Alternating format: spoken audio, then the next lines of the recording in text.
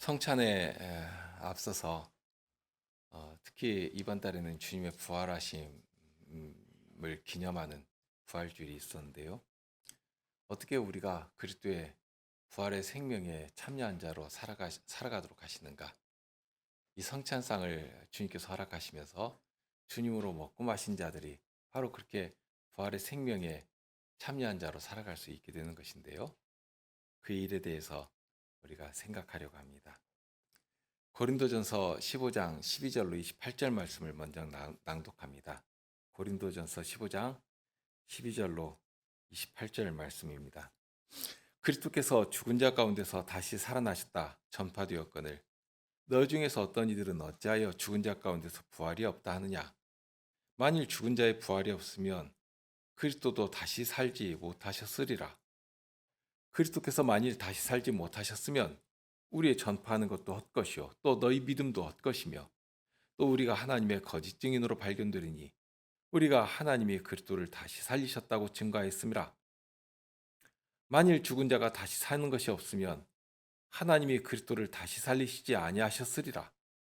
만일 죽은 자가 다시 사는 것이 없으면 그리스도도 다시 사신 것이 없었을 터이요 그리스도께서 다시 사신 것이 없으면 너희의 믿음도 헛되고 너희가 여전히 죄 가운데 있을 것이요 또한 그리스도 안에서 잠자는 자도 망하였으리니 만일 그리스도 안에서 우리의 바라는 것이 다만 이 생뿐이면 모든 사람 가운데 우리가 더욱 불쌍한 자리라. 그러나 이제 그리스도께서 죽은 자 가운데서 다시 살아 잠자는 자들의 첫 열매가 되셨도다. 사망이 사람으로 말미암았으니 죽은 자의 부활도 사람으로 말미암는도다. 아담 안에서 모든 사람이 죽은 것 같이 그리스도 안에서 모든 사람이 삶을 얻으리라. 그러나 각각 자기 차례대로 들으니 먼저는 첫 열매인 그리스도요 다음에는 그리스도 강림하실 때에 그에게 붙은 자요 그 후에는 나중이니 저가 모든 정사와 모든 권세와 능력을 멸하시고 나라를 아버지 하나님께 바칠 때라. 저가 모든 원수를 그 발 아래 둘 때까지 불갑을 왕노릇 하시리니 맨 나중에 멸망받을 원수는 사망이니라. 만물을 저의 발 아래 두셨다 하셨으니 만물을 아래 둔다 말씀하실 때에 만물을 저의 아래 두신 이가 그 중에 들지 아니하는 것이 분명하도다. 만물을 저에게 복종하게 하신 때에는 아들 자신도 그때에 만물을 자기에게 복종케 하신 이에게 복종케 되리니 이는 하나님이 만유의 주로서 만유 안에 계시려 하심이라.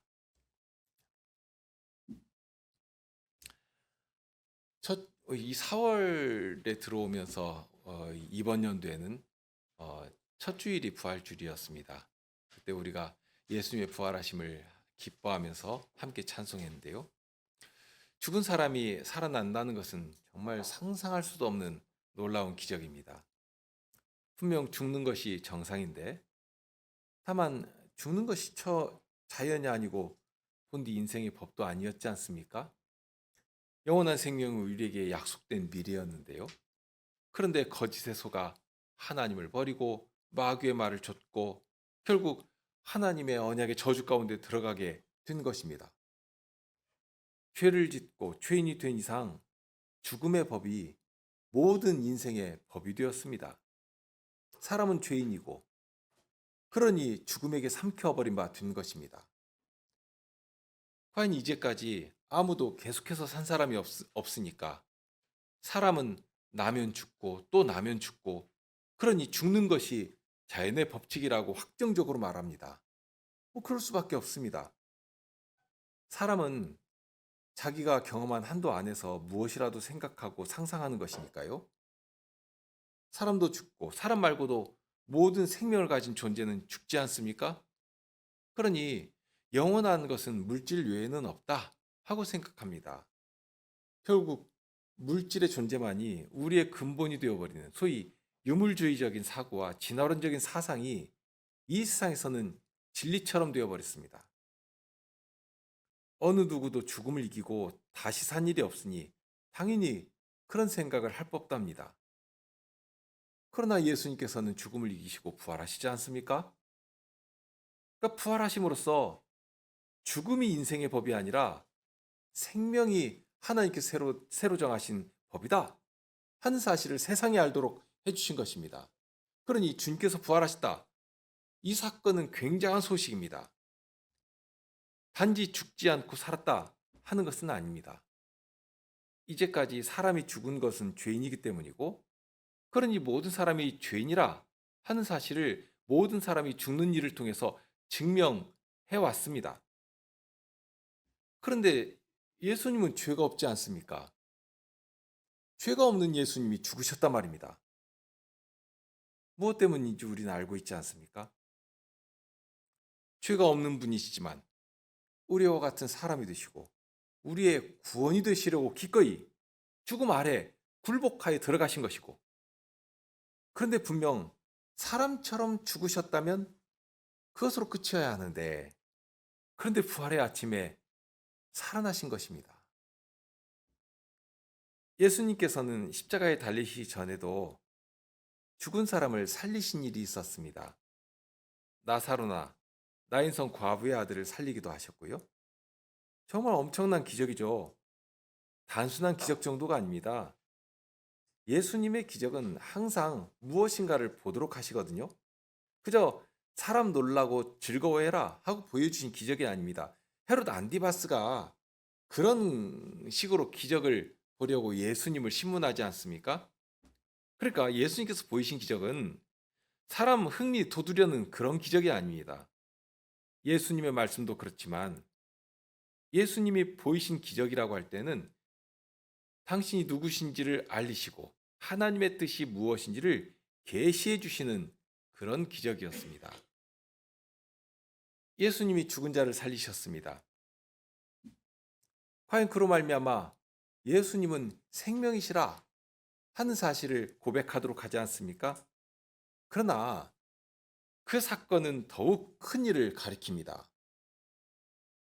예수님께서 십자가에 죽으시고 이제 무덤에 묻히셨습니다. 그리고 사흘날이 되었죠. 사흘날이 된 아침 미명입니다.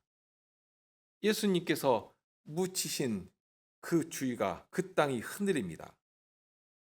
그리고 세상의 권세로 막아놓았던 무덤의 문이 옆으로 굴러 떨어집니다.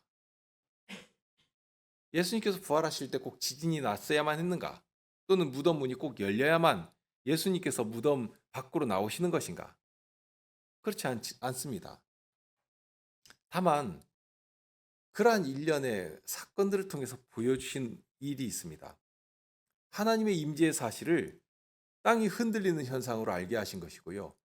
이제까지 모든 인생의 죽음을 확정하던 무덤 문을 주님의 권능으로 제껴버리셨다 하는, 그러니까 하나님께서 친히 그 일을 하셨다 하고 알게 하신 것입니다.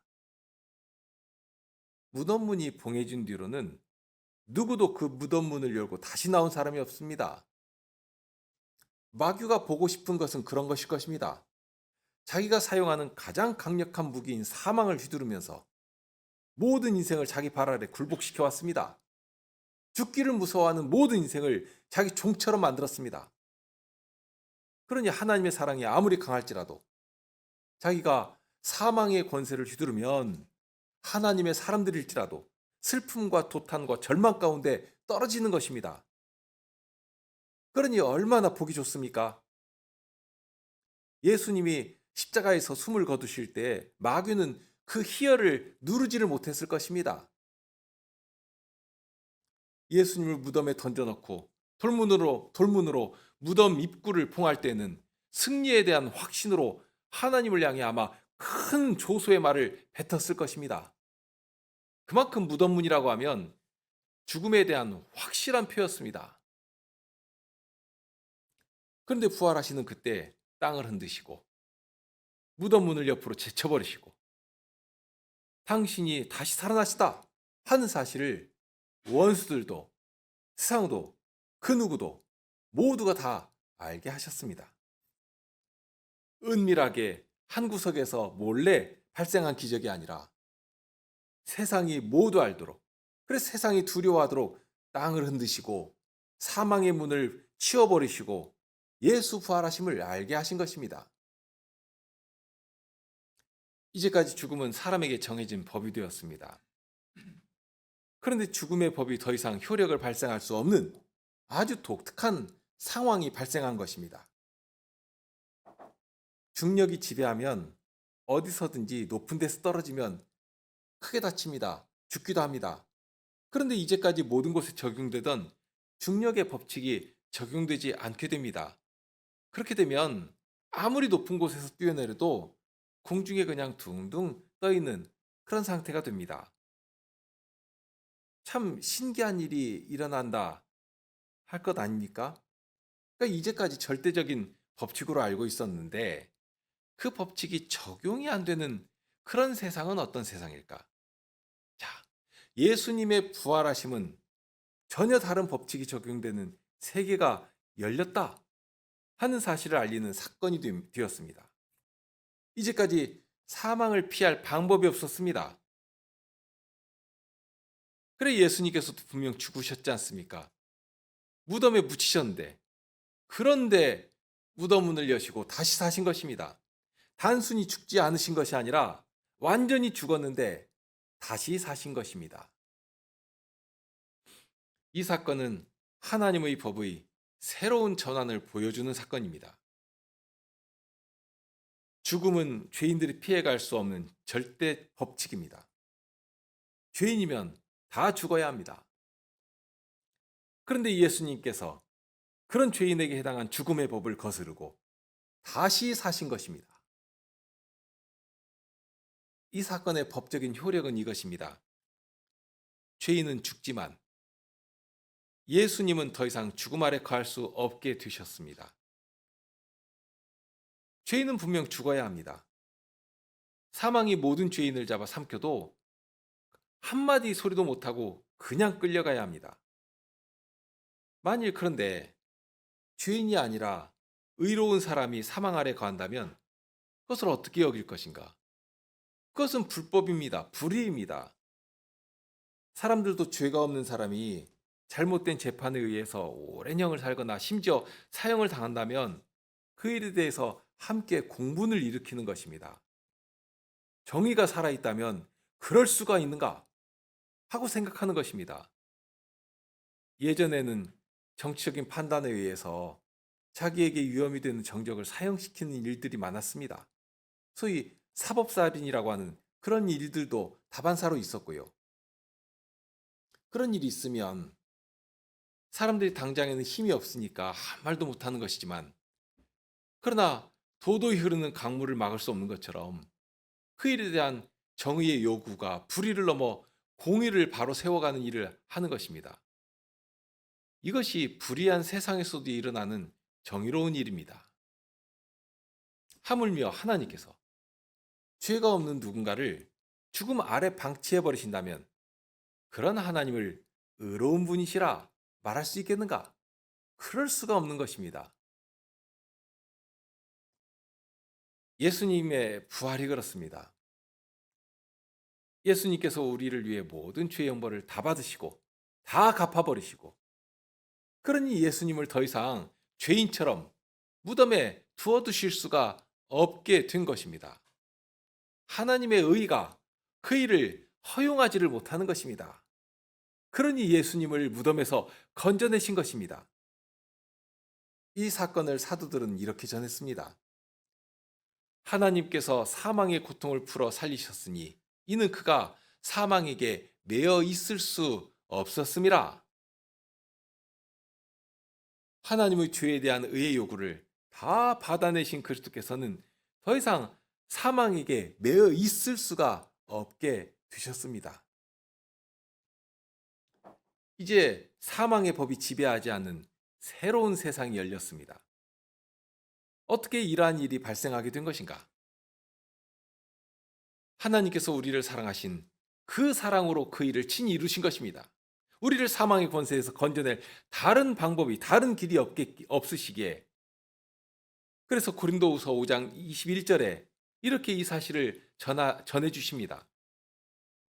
하나님이 죄를 알지도 못하신 자로 우리를 대신하여 죄를 삼으신 것은 우리로 하여금 저의 안에서 그분 안에서 하나님의 의가 되게 하려 하심이니라. 예수님에게 우리의 죄에 대한 모든 요구를 다 담당하도록 하시고, 그러니 다 담당하신 후에는 이제 예수님 안에 있기만 하면, 예수님의 그 의의 옷을 입기만 하면, 그래서 저의 안에서라 하고 표현하고 있지 않습니까? 예수님 안에 있기만 하면 예수님이 이루신 의를 우리 것이 되게 만들어 놓으신 것입니다. 사망의 법이 지배하지 못하는 전혀 새로운 세상이 여기에 있습니다. 예수님 안에 있는 이 사랑의 생명의 법이 지배하는 세계가 예수께서 부활하심으로 그 문이 활짝 열린 것입니다. 예수님이 부활하신 것은 예수님의 죄에 대해 져야 할 모든 책임을 다 완수하셨다 하는 증거가 되었습니다. 하나님께서는 한 터럭의 죄에 대한 책임까지 다 찾으시는 것이고, 그런데 예수님께서 죄에 대한 책임을 감당하실 때는 하나님께서 하나도 찾을 수가 없도록 정말 완벽하게, 더 이상 죄에 대한 책임을 하나도 요구하실 수가 없도록 그렇게 완벽하게 책임지신 것입니다. 그러니 우리로서는 분명 죄를 지은 역사가 있습니다. 있지만 예수님 안에 있으면 죄에 대한 책임을 물을 수가 없게 되는 것입니다. 왜냐하면 예수님께서 죄에 대한 책임을 다 치렀기 때문입니다. 예수님께서 그렇게 하셨습니다. 누가 와서 우리에게 죄를 추궁하면 우리로서는 아무 할 말이 없습니다. 하지만 예수님을 보면 상황이 완전히 달라집니다. 죄를 지은 사실 자체를 부정할 수는 없습니다. 그러니 그렇습니다. 죄를 지은 것이 사실이고, 그 죄가 얼마나 무섭고 두려운 것인지도 압니다. 그러나 더 이상 그 죄가 나를 죄의 형벌 아래로 사로잡아 가지는 못하는 것입니다. 예수님께서 나를 자유케 하시려고 어떠한 형벌을 감당하셨는데, 예수님께서 지신 그 속죄의 제사가 얼마나 완전하고 영원한 것인데, 이제 와가지고 다시 그 죄를 추궁하면서 나를 끌고 가려고 한다면 예수님의 대속의 죽으심을 능욕하는 죄를 범하는 것입니다.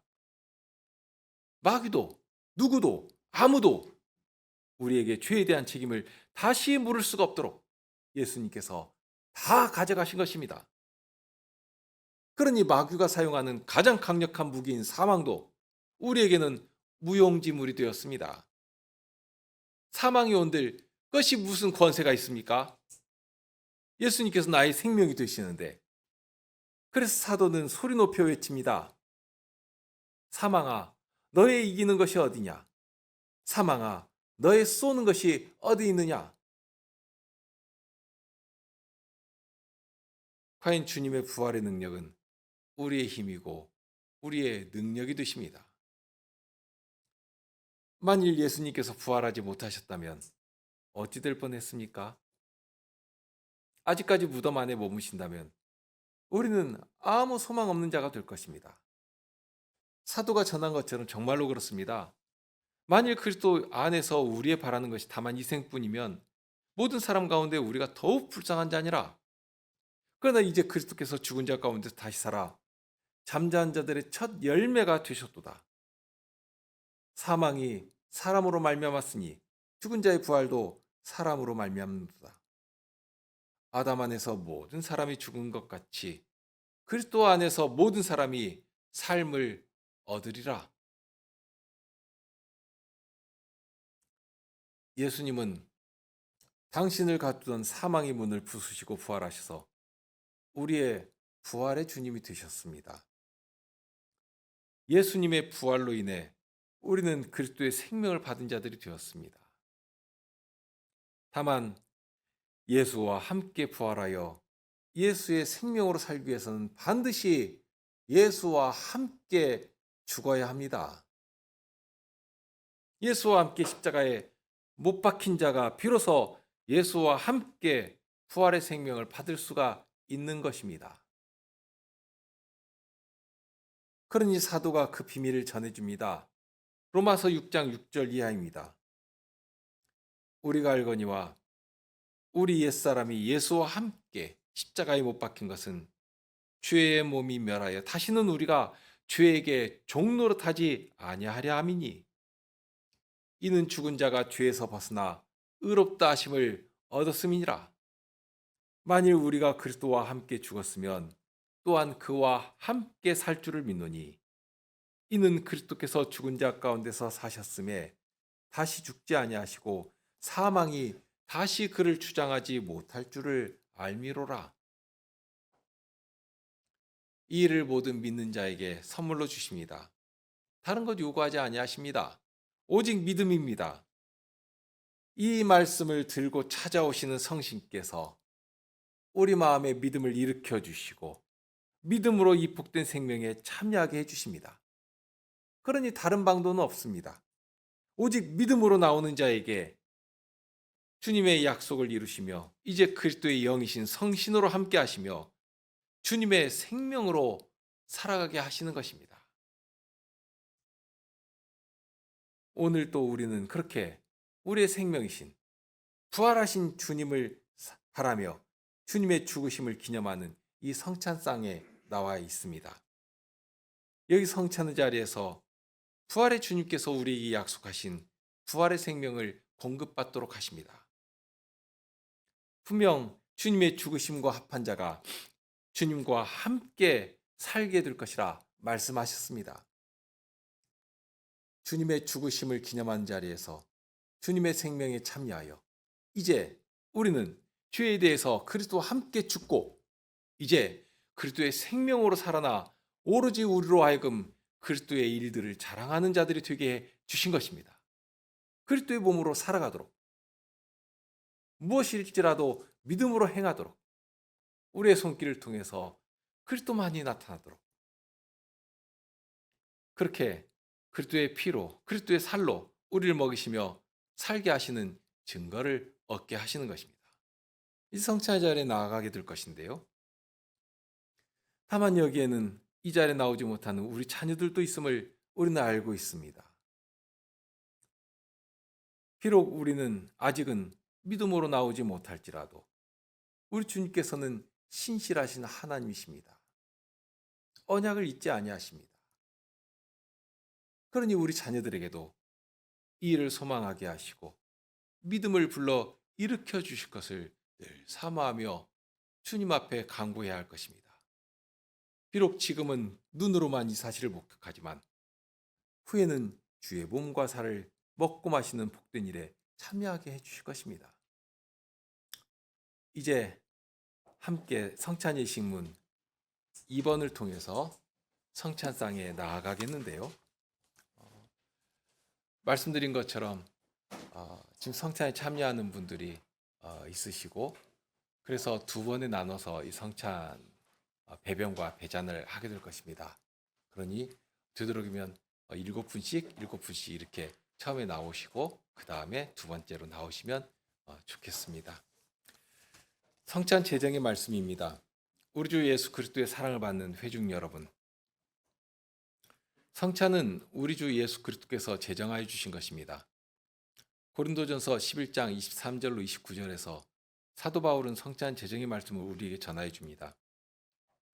내가 너희에게 전하는 것은 주께 받은 것이니 곧 주 예수께서 잡히시던 밤에 떡을 가지사 축사하시고 떼어 가라사 때 이것은 너희를 위하는 내 몸이니 이것을 행하여 나를 기념하라 하시고 식후에 또한 이와 같이 잔을 가지시고 가라사 때 이 잔은 내 피로 세운 새 언약이니 이것을 행하여 마실 때마다 나를 기념하라 하셨으니 너희가 이 떡을 먹으며 이 잔을 마실 때마다 주의 죽으심을 오실 때까지 전하는 것이니라.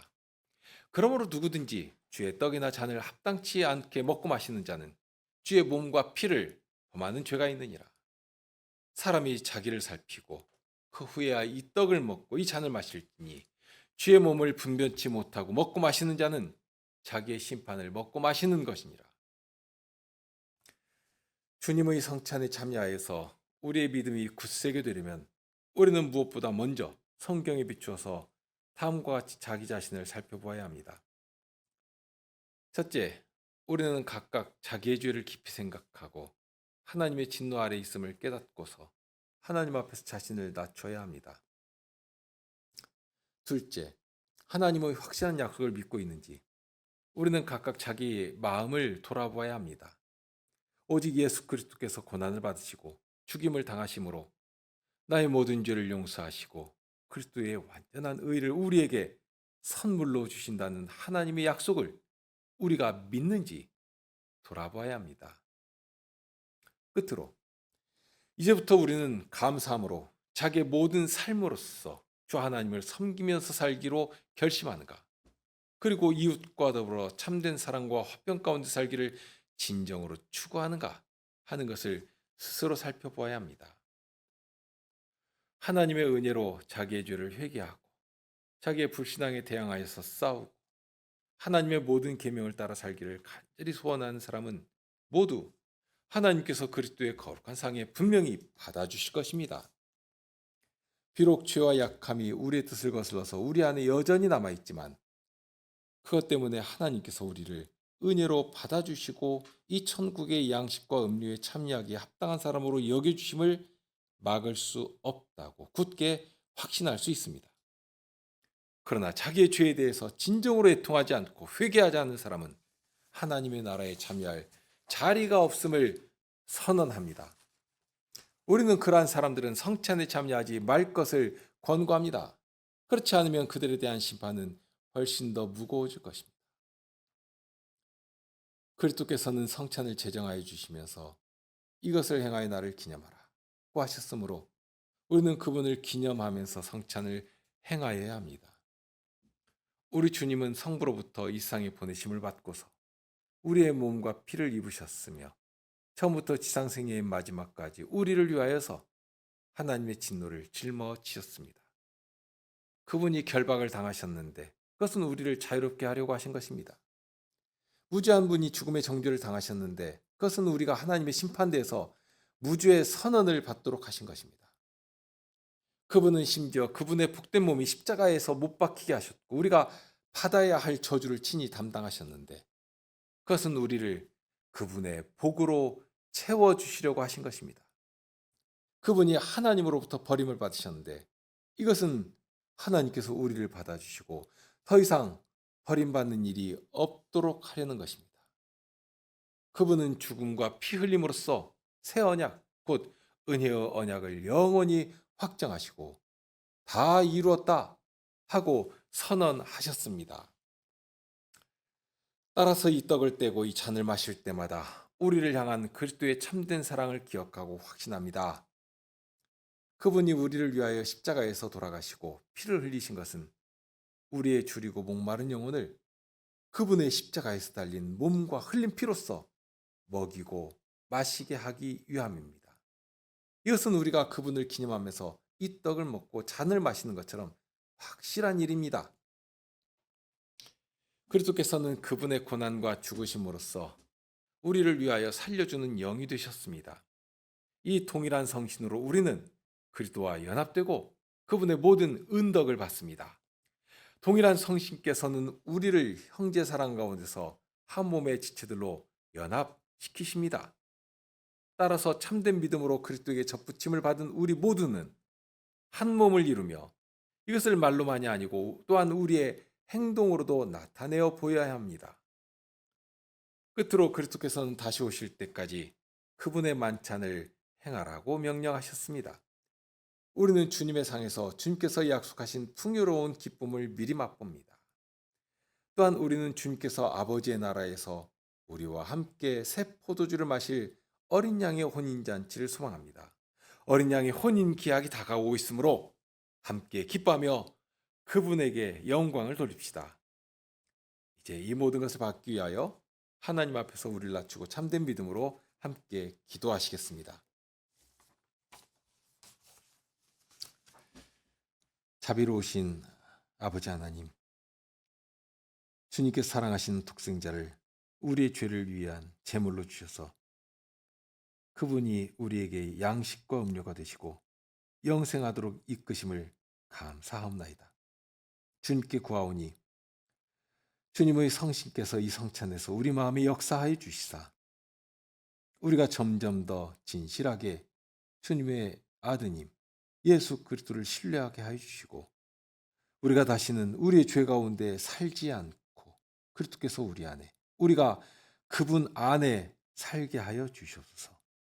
우리의 믿음을 굳게 하여 주셔서 주님께서 영원히 우리 자비로우신 아버지가 되시고 우리의 몸과 영혼에 필요한 모든 것을 주시는 분이심을 굳게 신뢰하게 하여 주시옵소서. 우리에게 주님의 은혜를 내려주셔서 우리가 즐거이 자기의 십자가를 짊어지고서 자기를 부인하며 우리 구주를 고백하게 하여 주옵소서. 우리로 하여금 우리 주 예수 그리스도를 바라보게 하여 주시고 우리 주님께서 하늘에서 다시 오셔서 우리의 낮은 몸도 주님의 영광스러운 몸과 지편화시켜 주시고 우리를 주님께로 영원히 데리고 가실 것을 기다리게 하여 주시옵소서. 우리 주 예수 그리스도 이름으로 기도합나이다. 아멘.